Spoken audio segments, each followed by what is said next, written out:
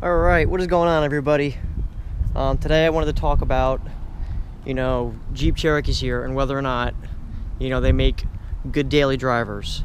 Now, as I'm sure most of you guys know, I have a Crown Vic as my daily driver. I do not daily my Jeep, but I do know plenty of people that do daily drive, the Cherokee XJs here. And, I mean, they're getting older now. The latest model you can get, the brand, like the newest one, is 2001, so they're getting kind of old. And I don't know how the wind's gonna be. It may be okay because I put my windsock back on, got a new one. I just hopefully it won't be too bad. But they're getting older now. That's a problem with these Jeeps. I would say the biggest thing is the fact they're just getting old. So trying to find one that's lower miles and not completely rusted to hell or beat on, they're getting harder to find. Now let's say you do find yourself a lower mileage one, 100,000 miles, 130,000 miles, whatever, something like that. That could definitely be a good buy, depending on the rust. You can check for rust too. There's a helicopter up there. It's like a military helicopter.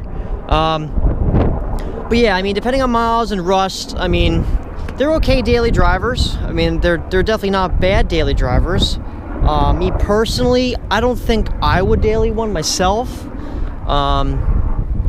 Just for the sheer fact of just like the gas mileage and stuff.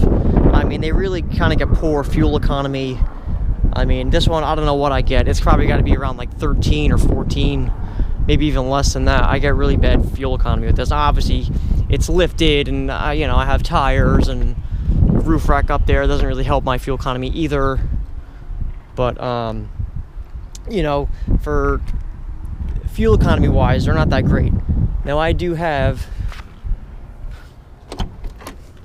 a 5-speed, and that does help your fuel economy a little bit.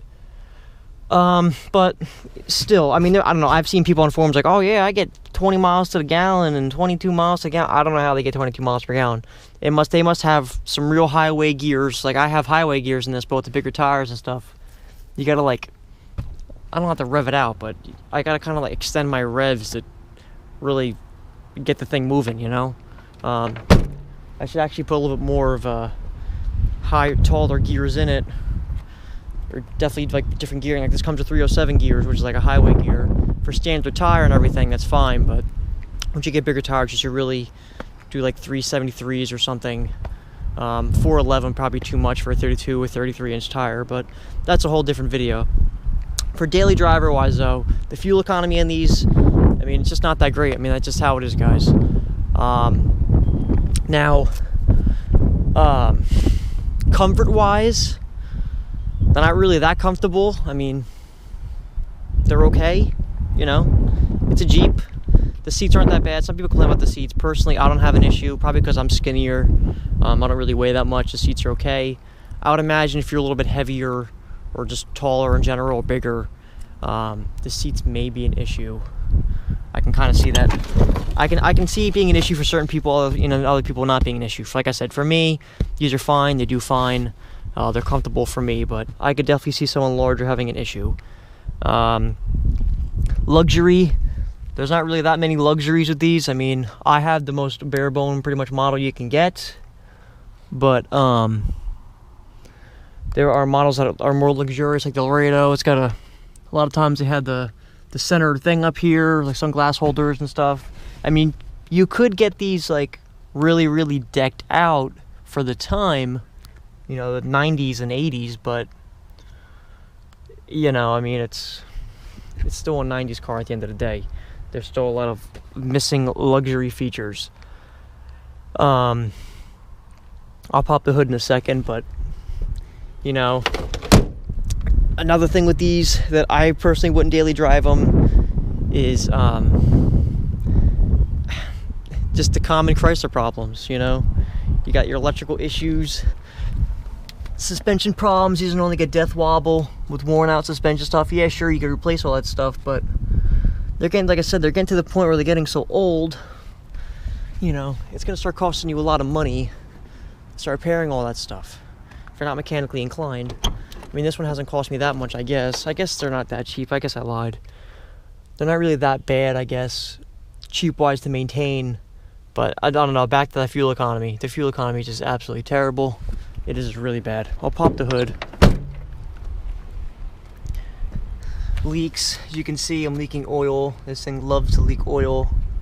That's another thing with these. If you don't want to put just spots in your driveway or anything, these are definitely very, very leaky. They like to leak a lot of stuff. Power steering fluid, they'll leak coolant. They don't usually leak transmission fluid or transfer case fluid, but definitely oil, without a doubt oil.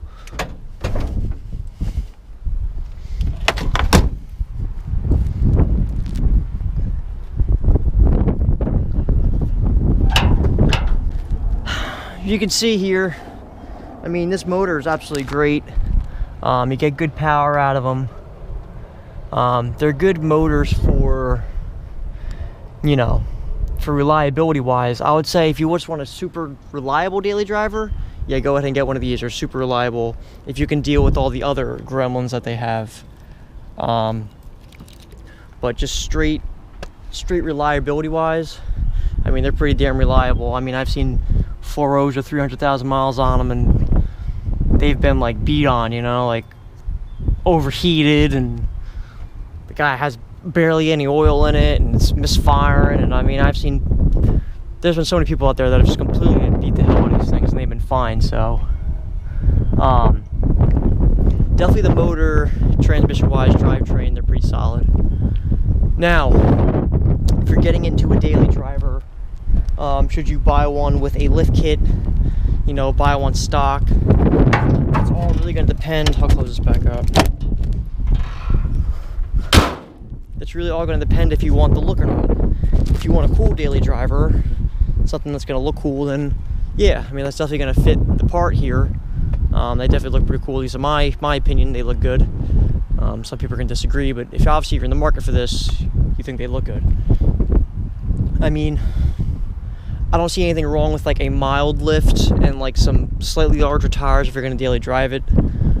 But you know, if you're going to take this thing on the highway and stuff every day, I would honestly stick with like some smaller tires, smaller lift kit. Don't cheap out on the lift kit. Get yourself a decent quality one, because then you're going to risk getting like death wobble or something. I actually have a little bit of death wobble. It was, I don't know, I have a little bit of play in the front. I don't actually get death wobble, but the other day I actually did get death wobble. I got it once. I don't know how I even got it, but I haven't had it since. I mean, I've had this thing 80 miles an hour on the parkway, so how I got death wobble the one time was really strange. But I mean, they do get it. These Jeeps are definitely known to get it. Even the new Jeeps to this day are still known to get death wobble. But that usually comes with cheaper lift kits. So if you are going to end up getting a lift kit, I would definitely get yourself a better quality one and get the right components that you need, you know, to have yourself a reliable daily driver here. I mean, what is there to say? I don't really know what there is to really say about them. I mean, they are a good daily driver, but at least in my opinion, I wouldn't daily one. I look at Jeeps at more as like toys, something to take out on the weekend and have fun with. You know, go camping, go to the beach. In my eyes, I've never seen a Jeep as a practical daily driver. Maybe I'm wrong.